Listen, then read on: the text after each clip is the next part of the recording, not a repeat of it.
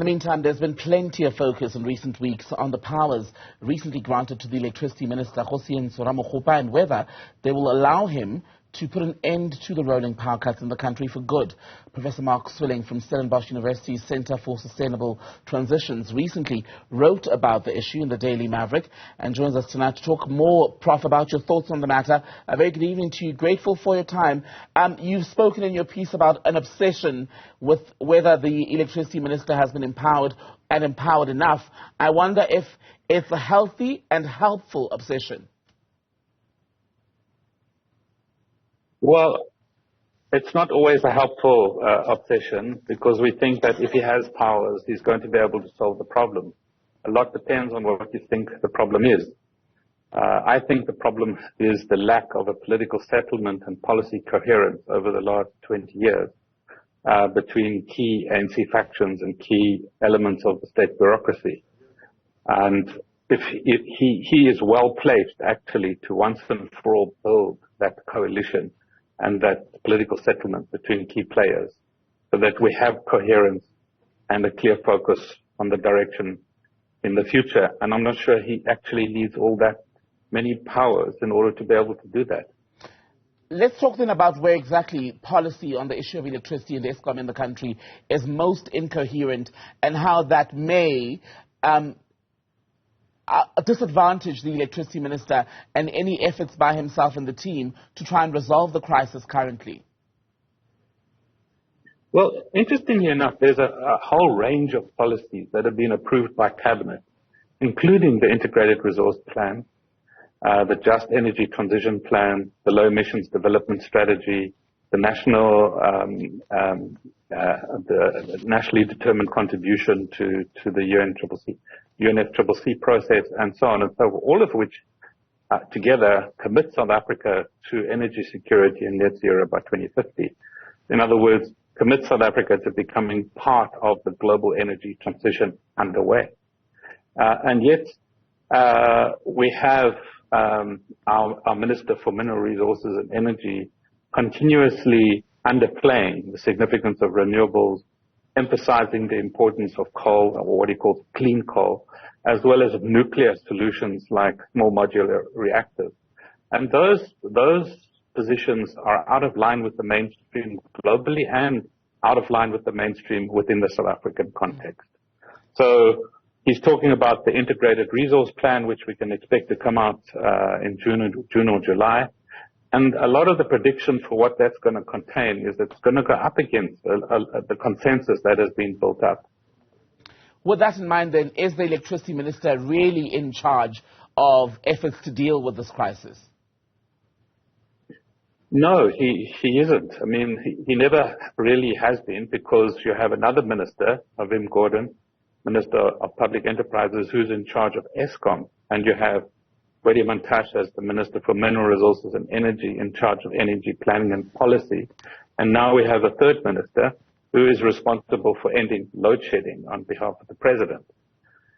So we actually have three ministers who all, in one way or another, major political forces in determining our energy future. And hence my emphasis on the need for a political settlement between all three of them and the various forces and factions that are related to all three of them. And I'm just saying that the Minister for Electricity has a very good chance to be able to do that because he has the backing of the president. But is there any indication at this stage that that coherence, that agreement could indeed come about? Because when you read some of the writing around the issues, you hear about how Minister Mantashe, for example, has not taken kindly to the changes which have been made. He's felt disempowered to a degree, but also that then needs to be managed within the dynamics of ANC leadership outside of government.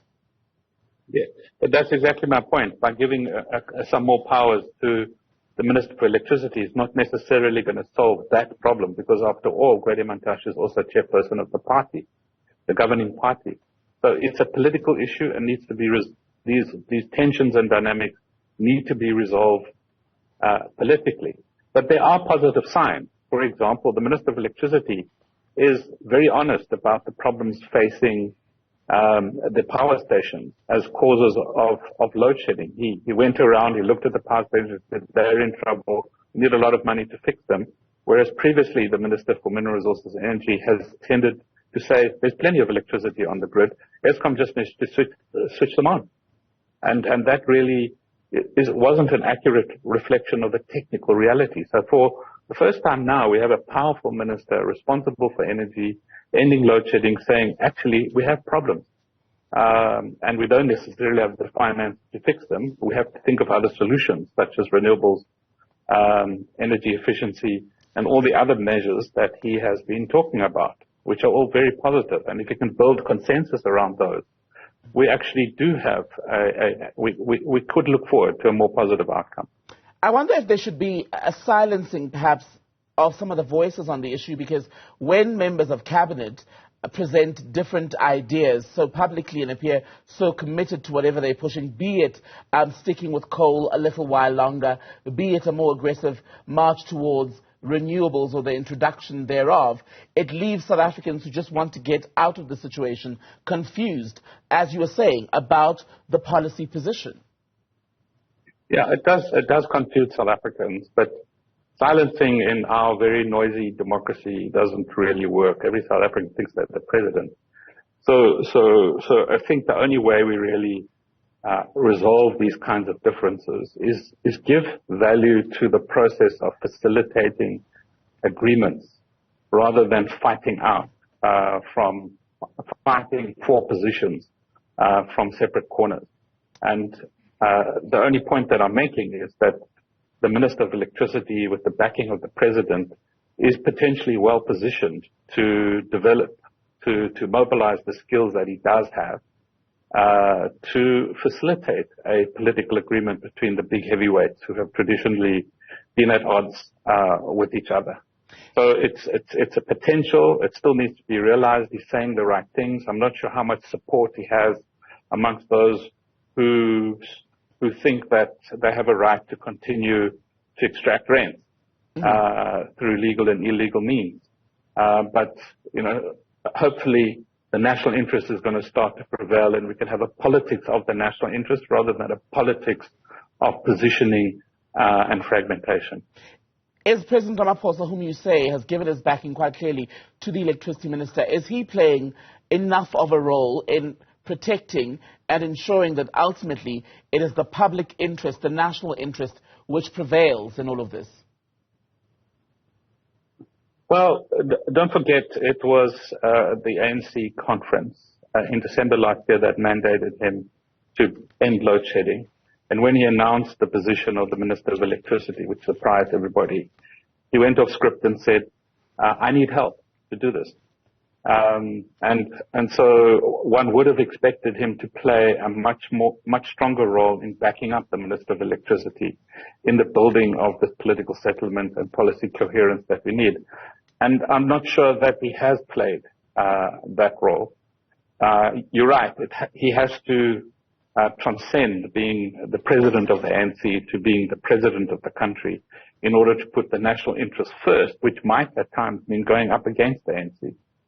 Ultimately, would I be right to say, Professor, that whichever way government's progress or lack thereof on the issue of dealing with these power cut swings, it will be Ramaphosa who will ultimately have to shoulder the blame for whatever happens, whether it's good or bad? Yes, ultimately, the nation is at a stage where there's very, very low trust in state institutions and in Eskom in particular. There's moments of hope, like recently when load shedding eases, but ultimately a lot of South Africans are holding the president accountable for the collapse of our infrastructure.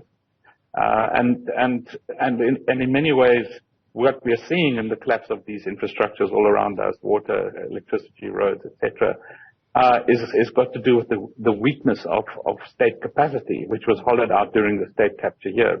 And so I think the debate will be rather, did he do enough to rebuild state capacity after state capture? Professor Mark Swilling, always a pleasure to speak to you. Thank you for your time tonight.